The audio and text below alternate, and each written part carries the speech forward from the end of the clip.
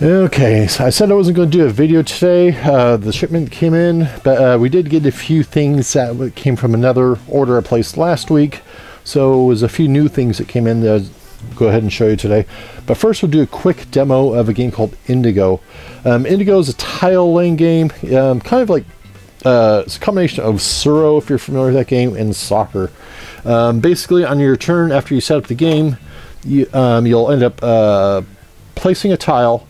And when you place a tile, one of the gems follow the path, kind of like in Suro, and then the next person goes. The next person will draw a tile. There is a variant way to play this. They call it the tactical variant, where you draw 2 tiles and you choose which ones to pick. That's kind of optional. I kind of prefer just drawing 1 tile and playing what you got, doing the best with what you end up having.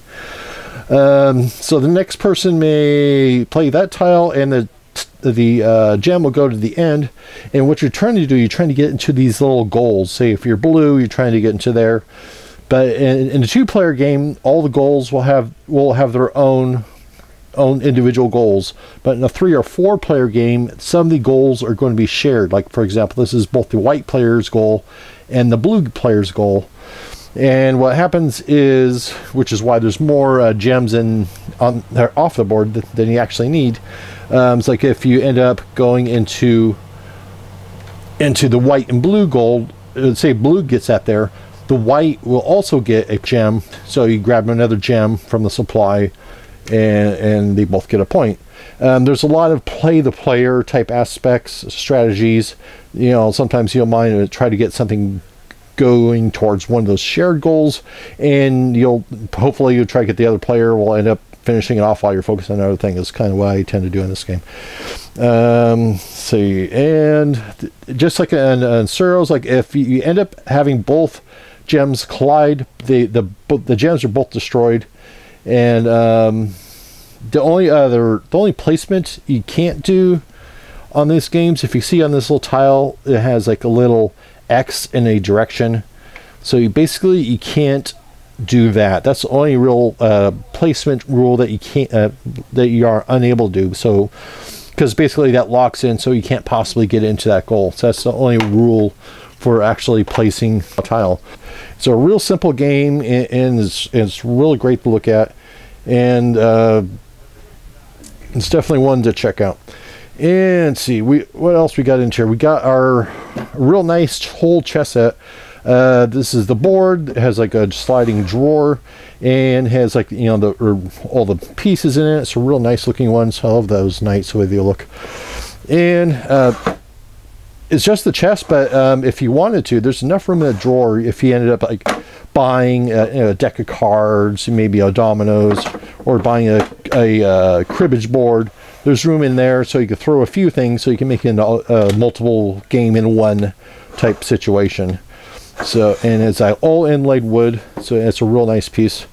We also got generic playing cards, not too terribly exciting. You also got the generic cribbage boards, also not too terribly exciting, but we also got the real nice walnut cribbage board. We got quite a few, some real nice ones, even nicer than that one here. And we also got kind of a weird transition, but we got Star Wars duels. Basically, this one's like playing War, you know, the game War, but it's all like Star Wars themed. And we got Mahjong back in. These have been out for a while, and we finally got them in. This is one of our really nicer sets. Comes with the chips, the little pushers, and the little holders. And if you're looking for a real nice set, this is a real good one to take a look at. Come on in. And it's full case, and it's a handle, the whole 9 yards. If you're looking for something a little less expensive, something just to get the job done, this is still a nice set. Not quite as nice as that one, obviously, but it's a full tile, and it has like little holders and the whole 9 yards. So it's a real basic starting one. So if you just want to play, that's a good one to go with. We got Chinese checkers back in. We have another one over there, which is kind of a hexagonal thing with the little recessed pockets.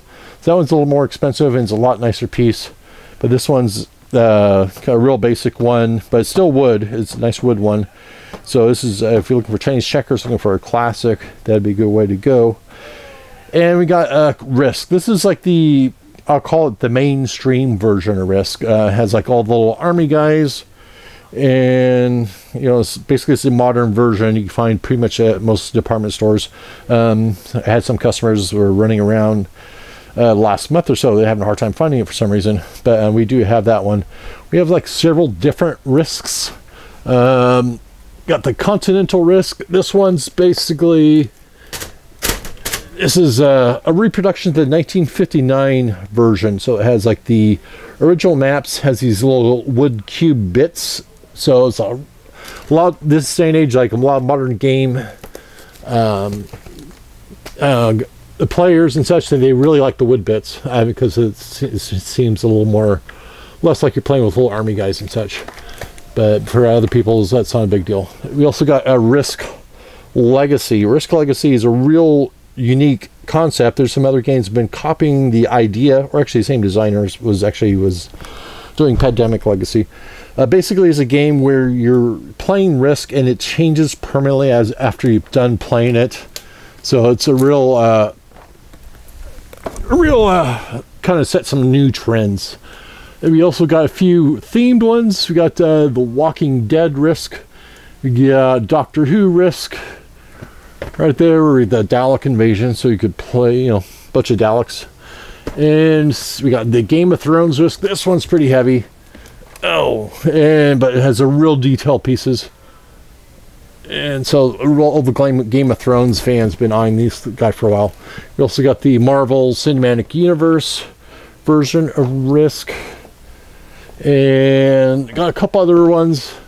These are a little bit more complicated. This has got the 2210 AD version of Risk and Godstorm. So if you like mythology, that's a really good, interesting one. Basically, it's like Zeus versus Odin, effectively. But we do have a open box version. It's actually has been discounted just simply for the fact it's been opened. But it's been unplayed. The cards are open out of the packaging, but it has been unplayed. So if you're looking for a cheaper version, we do have that. And we also got Risk Battlefield, which is kind of unique because it looks like it has customizable maps.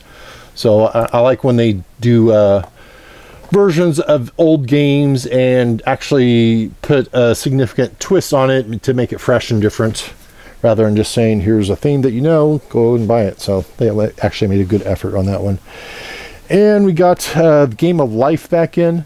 This is like a newer version. Basically has new careers voted by kids. Like, here's some examples. There's a singer, there's secret agents, a video game designer. So it'd be a little more interesting for the kids, having a little more interesting, more fun careers, rather than drawing like, you know, I'm an accountant. And being an accountant is not quite as exciting for a kid to be as a video game designer. So, and we got in Break the Ice. This is the Frozen edition, which really makes perfect sense. I'm not sure why they didn't come out with this earlier. Because if you remember Break the Ice, you have this little hammer and you're trying to chop down these little cubes without knocking the person in there. So it's like perfect match for the Frozen type game. So it's dexterity type games for ages 3 and up. And we got the Wacky Game of Curses back in. So I talked to you about this a little bit yesterday. Says, like, for some example cards, can you do this? You're a Captain Hook. Speak like a grizzled old pirate. So you have to basically, during the game, you start talking like a pirate. And try to get another player to switch your phone company's long distance bill. So it's a goofy, lots of laughs type of game. So it's like curses, so you do all these wacky things. And we do have like expansions for it as well. And we also got in a couple of the X-Wing, official X-Wing play mats. We got a few other ones as well. I'll show you in a second. Looks like we got, that's the Bestman map.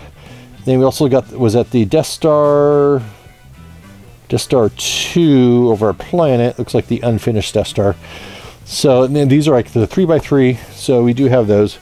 And we also have been had these for a while. We got these like Starfield type maps. These are 3x3. This one can also be used for for X-Wing. It's a larger one actually, but I think it's 48 by 48, if I'm not mistaken. Basically, but it looks like a terrain of a war-torn surface. It could be a map, could be anywhere. It looks like a very moon-like. And we also have a few of these other ones. These are like vinyl mats. These are real nice just because even though they're thinner and lighter, they have like a little texture to them, so they don't make they keep all the little pieces from sliding. So if you have any of those issues like for that, that'd be a good option there. And I think that's about it. We'll talk to you next time. Bye.